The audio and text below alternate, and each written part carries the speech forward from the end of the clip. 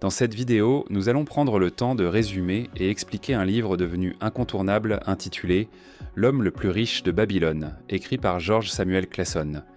Nous allons parcourir ses principales histoires, découvrir ses personnages et surtout comprendre les grandes leçons sur l'argent qu'il transmet. Ce ne sera pas une lecture mot à mot du livre, mais une version expliquée, racontée, afin que chaque idée soit claire, concrète et applicable. L'objectif de cette vidéo est simple: t'aider à mieux comprendre pourquoi certains parviennent à construire une sécurité financière, pendant que d'autres, malgré leurs efforts, restent bloqués. Tout au long de cette vidéo, nous ferons le lien entre les enseignements de Babylone et les réalités du monde moderne. Il ne s'agit pas de promesses de richesse rapide, ni de conseils complexes réservés aux experts, il s'agit de principes simples, intemporels, qui concernent tout le monde. Aujourd'hui, l'argent est partout. Il rythme nos journées, influence nos choix, façonne nos peurs et nos ambitions.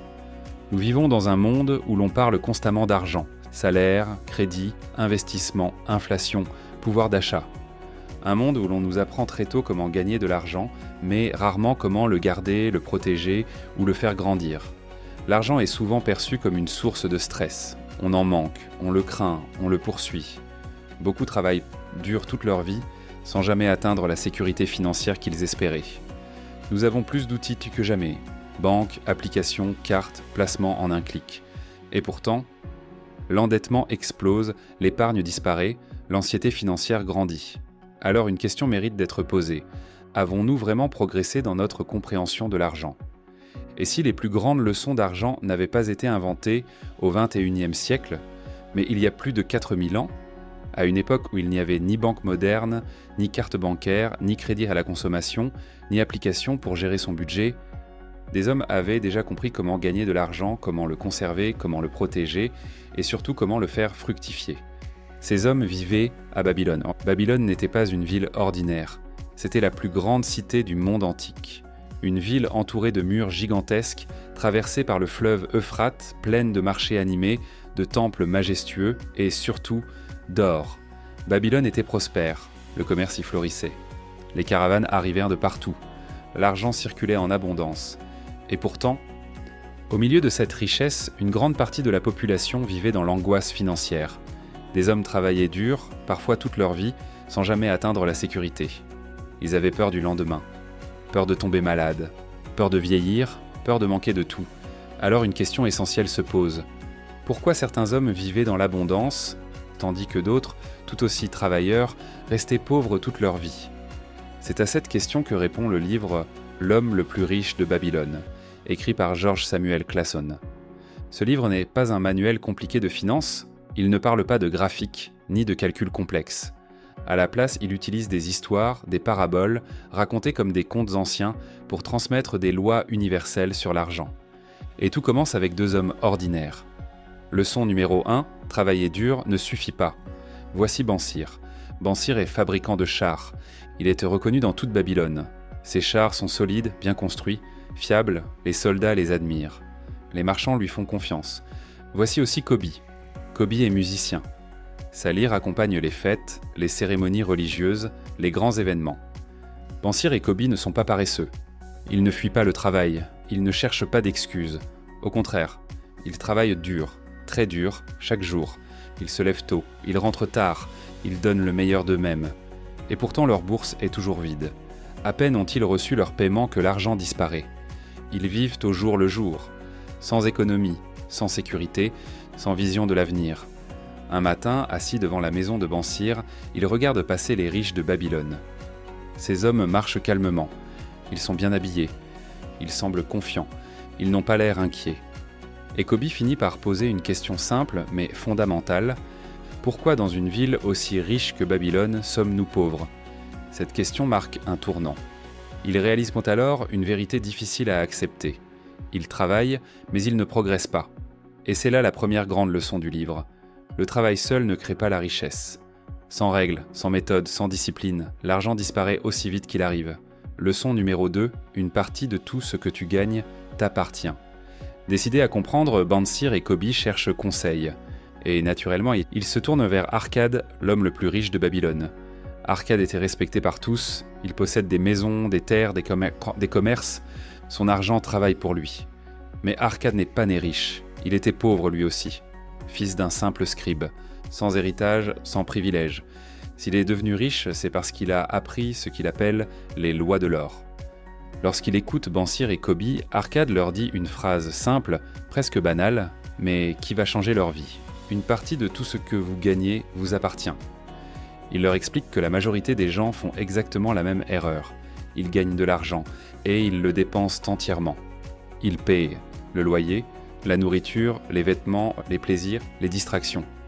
Mais ils ne se paient jamais eux-mêmes. Arcade enseigne alors une règle fondamentale.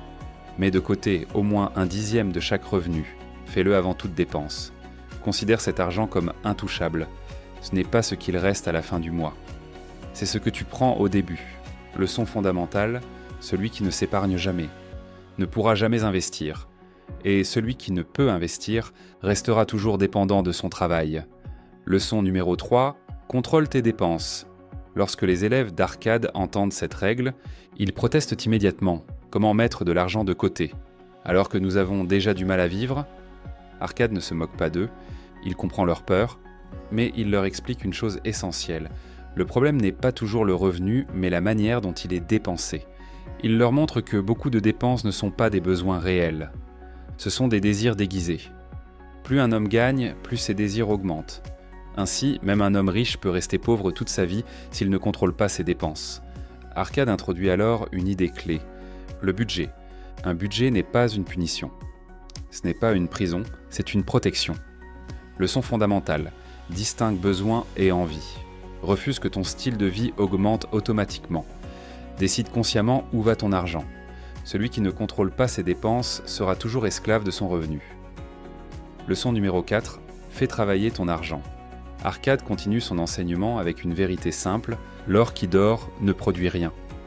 Épargner est une étape, mais ce n'est pas la finalité. Une fois son épargne constituée, Arcade apprend à faire travailler son argent. Il confie son or à des personnes compétentes, des hommes qui comprennent leur métier, qui savent créer de la valeur.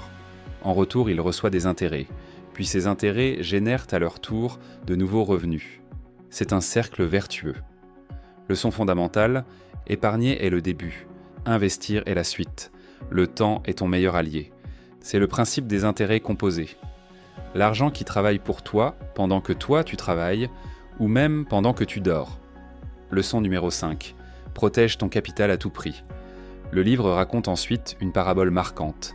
Un homme confie son or à un ami partant en voyage. L'ami, attiré par un commerce de pierres précieuses dont qu'il ne comprend pas, investit sans connaissance. Résultat, l'or est perdu. Arcade explique que ce n'est pas la malchance, c'est l'ignorance. Leçon fondamentale, n'investis jamais dans ce que tu ne comprends pas. Ne confonds pas espoir et stratégie. Protège ton capital avant de chercher le gain. Une seule mauvaise décision peut détruire des années d'efforts.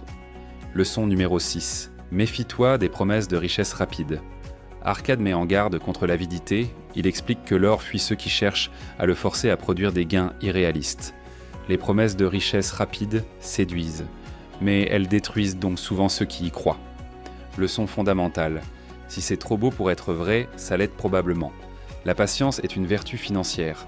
La richesse durable est lente. Leçon numéro 7. Les dettes rendent esclaves. Un homme couvert de dettes vient voir Arcade. Chaque pièce qu'il gagne appartient déjà à quelqu'un d'autre. Il travaille, mais pour les autres. Arcade lui propose un plan simple. Continue d'épargner, même un peu. Rembourse progressivement. N'ajoute aucune nouvelle dette inutile. Leçon fondamentale.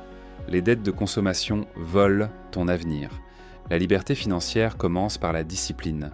Leçon numéro 8. Préparer l'avenir. Arcade rappelle une vérité que beaucoup ignorent. Un jour viendra où tu ne pourras plus travailler. Ceux qui ne préparent pas l'avenir dépendront des autres. Ceux qui anticipent vivront dans la dignité. Leçon fondamentale, pense long terme, protège ta famille, construis des revenus durables. Leçon numéro 9, augmenter sa capacité à gagner. Arcade explique que sa richesse ne vient pas seulement de l'épargne, elle vient aussi de son désir constant d'apprendre. Il a investi en lui-même, il a développé ses compétences, sa compréhension des affaires, son intelligence financière. Leçon fondamentale, investis en toi-même. Deviens plus précieux pour le monde. Plus ta valeur augmente, plus tes revenus peuvent croître. Leçon numéro 10. La chance sourit aux hommes préparés. Le livre se termine sur une idée forte. La chance n'est pas un hasard. Les opportunités passent devant tout le monde, mais seuls ceux qui sont prêts savent les reconnaître et agir. Formule clé, discipline plus préparation égale opportunité. Conclusion.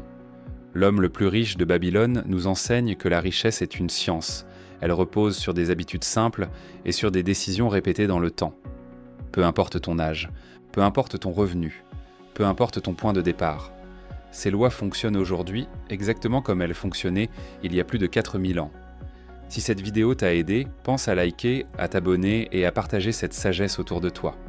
Parce que la vraie richesse ne commence pas par l'argent, elle commence par la connaissance, et grâce à tout ceci, ton avenir commence aujourd'hui.